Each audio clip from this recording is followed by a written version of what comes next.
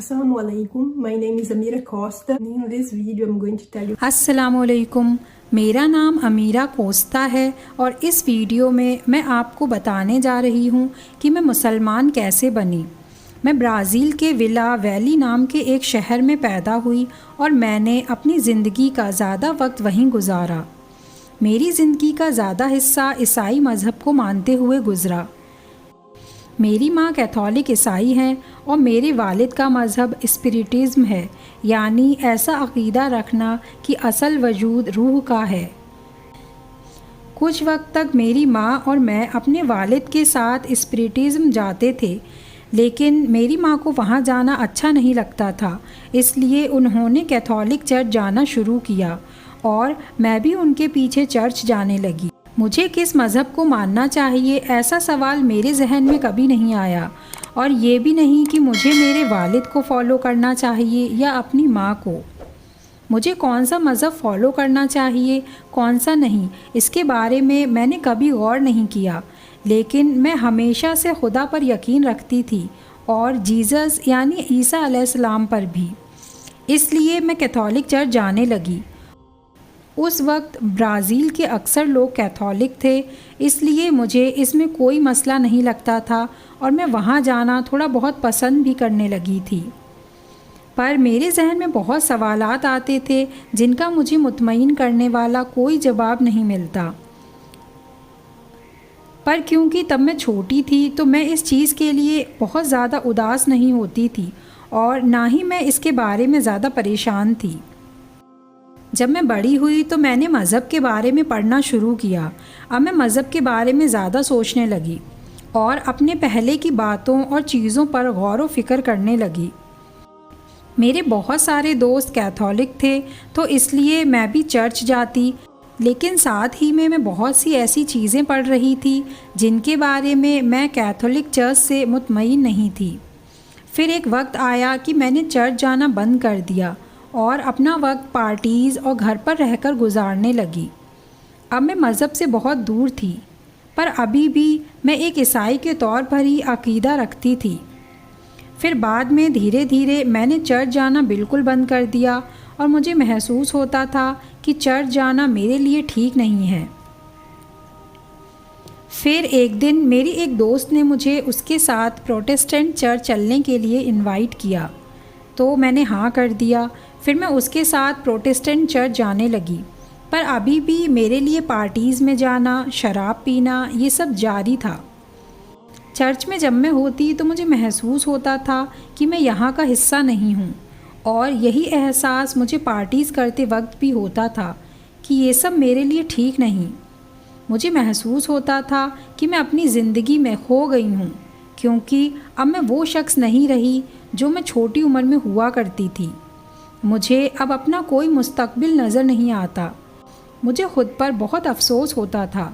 मैं उस वक्त कोई ऐसा चर्च ढूंढना चाहती थी जहां जाकर मुझे सुकून मिले, और मैं उस चर्च की सारी बातों से इत्तेफाक भी रखती हूँ। तो अब इस्लाम मेरी ज़िंदगी में कैसे आया, इस बारे में बात करते हैं। मेरे लिए इंग्लिश सीखना एक बहुत बड़ा ख्वाब था, लेकिन मैं इंग्लिश क्लासेस नहीं ले सकती थी क्योंकि वो बहुत महंगी थीं और मेरे पास इतने पैसे नहीं थे। घर पर इंटरनेट भी नहीं था। पैसों की वजह से मैं ज़्यादा किताबें भी नहीं ख़रीद पाती थी, लेकिन मैं ख़ुद अपने से पूरी कोशिश करती थी। मैं हमेशा गानों को इंग्लिश में ट्रांसलेट करने की और इंग्लिश के नए अल्फाज सीखने की भी कोशिश करती थी। मेरे पास एक छोटी डिक्शनरी थी जिसमें मैं उन अल्फाजों पर टिक लगा के रखती थी जिनका तर्जुमा मैंने सीख लिया था। जब मैं 26 साल की हुई तो आखिरकार मेरे पास एक कंप्यूटर आ गया जिसमें इंटरनेट भी था। एक दिन मैंने सोचा कि शायद मुझे किसी से ऑनलाइन इंग्लिश में बात करनी चाहिए, क्योंकि मुझे सामने से किसी को देखकर बात करने में शर्म महसूस होती थी। इसलिए मैंने सोचा ऐसे लोगों से बात करनी चाहिए जो सिर्फ़ मेरी आवाज़ सुन सकते हों। फिर मैं कोई ऐसी वेबसाइट खोजने लगी जिसमें बिना चेहरा दिखाए सिर्फ अपनी आवाज़ से ही अलग अलग लोगों से मैं इंग्लिश में बात कर सकूं। मुझे एक वेबसाइट मिली जहां मैं दुनिया भर के लोगों से बात कर सकती थी। मज़हब के लिहाज से मैं उस वक्त ज़्यादा मजहबी हो गई थी और मैं रोज़ाना चर्च भी जाती थी। अब क्योंकि उस वक्त मैं ज़्यादा मजहबी हो गई थी तो मैंने सोचा कि वेबसाइट के लोगों को जीसस के बारे में बताने का ये एक अच्छा मौका है, क्योंकि मुझे थोड़ा बहुत पता था कि अरब मुल्कों और इंडिया के लोग अक्सर क्रिश्चियन नहीं होते। मैंने सोचा शायद इन लोगों को जीसस के बारे में पता नहीं। उस वक्त मैं इस्लाम के बारे में कुछ भी नहीं जानती थी। मुझे सिर्फ पता था कि मुसलमान अस्सलामु अलैकुम बोलते हैं, क्योंकि मैंने ये ब्राज़ील के ही एक सीरियल में 20 साल पहले सुना था और ये सीरियल एक मुसलमान लड़की के बारे में था। पर मैंने वो सीरियल नहीं देखा क्योंकि वो रात के वक्त टीवी पर आता था। पर मेरे आसपास के सब लोग उस सीरियल के बारे में बात करते थे। एक दिन मैंने उसी वेबसाइट पे एक लड़के से बात की जो यमन से था, और जब मैंने उससे उसके मज़हब के बारे में पूछा तो उसने बताया कि वो एक मुसलमान है। मैंने सोचा कि मैं इस लड़के को जीसस के बारे में बताऊंगी और ईसाईयत की दावत दूंगी। मैंने आगे उससे पूछा, क्या तुम लोगों को जीसस के बारे में कुछ पता है? उसने कहा, बेशक हम जानते हैं। जन्नत में जाने के लिए जीसस को जानना और उन पर यकीन रखना हमारे लिए बहुत ज़रूरी है। मैं हैरान थी कि ये लोग कैसे जीसस के बारे में जान सकते हैं। मेरे ख्याल से जीसस पर सिर्फ ईसाई ही अकीदा रखते हैं। उसने मुझसे कहा कि मुसलमान भी जीसस यानी ईसा अलैहिस्सलाम पर यकीन रखते हैं। उसने आगे कहा कि तुम्हें मुसलमान ईसा अलैहिस्सलाम के बारे में क्या सोचते हैं और उन पर क्यों अकीदा रखते हैं, ये गूगल पर सर्च करना चाहिए। उस रात मैंने उस लड़के से और भी बहुत से सवाल इस्लाम के मुतालिक किए और उसने जो भी जवाब दिए वो सुनकर मुझे लगा वाओ, मैं उसकी हर एक बात से इत्तेफाक रखती थी। वो जो भी इस्लाम के बारे में बता रहा था वो सब बातें मुझे पसंद आ रही थीं। उस दिन के बाद मैंने और दूसरे मुसलमानों के बारे में जानकारी हासिल करनी शुरू की और उनसे दोस्ती करने की कोशिश की, क्योंकि अब मेरे पास इस्लाम के मुतालिक बहुत से सवाल थे जिनका मुझे जवाब चाहिए था। और मुझे लगा अगर मैं इस लड़के से 24 घंटे सवाल करती रहूँगी तो ये बोर हो जाएगा। तो मैंने अपने सोशल मीडिया पर बहुत से अलग अलग मुसलमान लोगों को ऐड करना शुरू किया। उस वक्त मैं स्काइप बहुत इस्तेमाल करती थी। वहाँ भी मैंने बहुत से मुसलमान लोगों को ऐड किया। उनमें से कुछ वाकई में बहुत मददगार साबित हुए। वो वाकई में मेरी मदद करना चाहते थे। फिर मैंने इस्लाम के बारे में बहुत ज़्यादा पढ़ना शुरू किया, इसलिए नहीं कि मैं मुसलमान बनना चाहती थी, पर इसलिए कि मैंने सोचा कि किसी एक पॉइंट पर मैं इन लोगों को और इनके दीन को गलत साबित कर दूंगी। पर मैं जितना पढ़ती उतना इस्लाम को पसंद करने लगी। मैंने मुस्लिम वेबसाइट्स और गैर मुस्लिम वेबसाइट्स दोनों से पढ़ने की कोशिश की, क्योंकि मैं न्यूट्रल नज़रिया चाह रही थी। मैं बस पढ़ती रहती। मैं इस टॉपिक पर बहुत ऑब्सेस हो गई थी और सुबह उठकर सीधा कंप्यूटर के पास जाती और इस्लाम के बारे में पढ़ने लगती। उन दिनों मैं जॉब नहीं कर रही थी, तो मेरे पास बहुत वक्त था कि मैं इस्लाम के बारे में पढ़ूं और लोगों से इसके मुतालिक बात करूं। फिर मैंने मुसलमान और आतंकवाद के बारे में पढ़ा और मैं हैरान हो गई, क्योंकि मैं आतंकवाद और मुसलमानों को एक साथ नहीं देख पा रही थी। उस वक्त मुझे महसूस हुआ कि कैसे मीडिया इस्लाम को उन अटैक्स के लिए गलत जिम्मेदार ठहरा रहा है। मैं अपने दोस्तों से पूछती थी कि ये सब क्या है, फिर वो मुझे सब समझाने लगे और मुझे महसूस हुआ कि किसी मज़हब को उसके कुछ लोगों के गलत करने की वजह से ज़िम्मेदार ठहराना गलत है। क्योंकि एक ईसाई के तौर पर मैंने देखा था कुछ लोग जीसस और ईसाईयत के नाम पर गलत करते हैं, पर हम पूरे मज़हब को ज़िम्मेदार नहीं समझते। और मैं बहुत लकी रही हूँ, क्योंकि किसी ने उन बुरे ईसाई लोगों की वजह से मुझ पर कभी उंगली नहीं उठाई कि तुम बुरी हो क्योंकि तुम्हारे मज़हब के कुछ लोग बुरे हैं। खैर, मैं बहुत पढ़ती थी, पर मैंने सोचा नहीं था कि मैं मुसलमान बन जाऊँगी।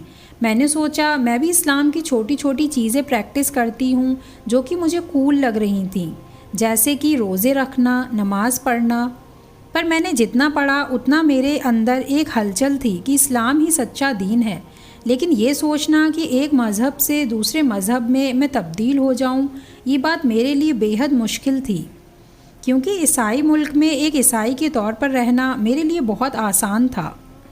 पर एक दिन मैं बहुत ज़्यादा परेशान थी, क्योंकि मैंने इस्लाम के बारे में अब इतना पढ़ लिया था कि मैं साफ़ तौर पर देख पा रही थी कि कैसे लोग इस्लाम पर झूठे आरोप लगा रहे हैं।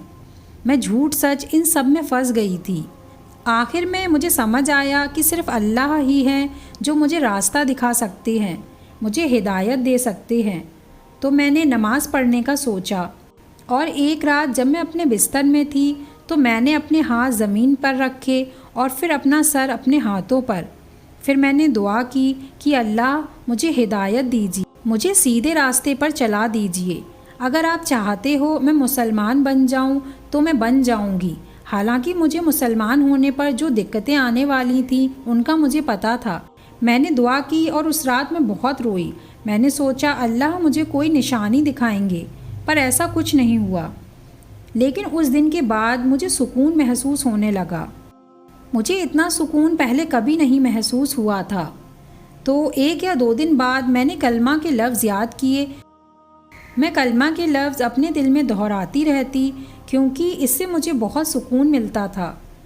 फिर जब आखिरकार मैंने इस्लाम कबूल करने का सोचा तो मैंने अपने एक दोस्त, जिसने इस्लाम के बारे में जानने में मेरी बहुत मदद की थी, मैंने उसे मैसेज किया कि मैं मुसलमान बनना चाहती हूँ। मैंने उससे पहले ये वादा किया था कि अगर कभी मैं मुसलमान बनी तो तुम्हारे साथ ही मैं शहादा लूँगी। मेरा मैसेज देखकर उसे यकीन नहीं आया। उन दिनों वो सऊदी अरेबिया वापस जा रहा था और उसके फ़ोन का कनेक्शन ठीक नहीं था। उसने कहा ठीक है, पर मैं अभी बात नहीं कर सकता, मुझे तुम 1 या 2 दिन का वक्त दो, मैं वापस आकर तुमसे बात करता हूँ। फिर मैं इंतज़ार करने लगी, लेकिन अंदर से मुझे बहुत बेसुकूनी थी। मुझे लग रहा था मुझे कहीं कुछ हो जाएगा। मैं बहुत परेशान थी कि अगर मैं मुसलमान बनने से पहले ही मर गई तो मेरा क्या होगा। पर मैंने अपने दोस्त का इंतज़ार किया और जब वो वापस आया तो मैंने अपना शहादा लिया। वो लम्हा मेरे लिए बहुत खुशी वाला था। अब मैं मुसलमान हूँ और मैं बहुत पुरसुकून और खुश हूँ। आखिर में मैं यही कहना चाहूँगी कि हमारा अल्लाह से कनेक्शन बहुत मजबूत होना चाहिए, क्योंकि आखिर में खुदा के सामने हम अकेले ही जवाबदेह होंगे। तो ये मेरी कहानी है। मुझे उम्मीद है आपको ये वीडियो पसंद आई होगी। If you like this video, thank you very much for watching. Assalamu alaikum.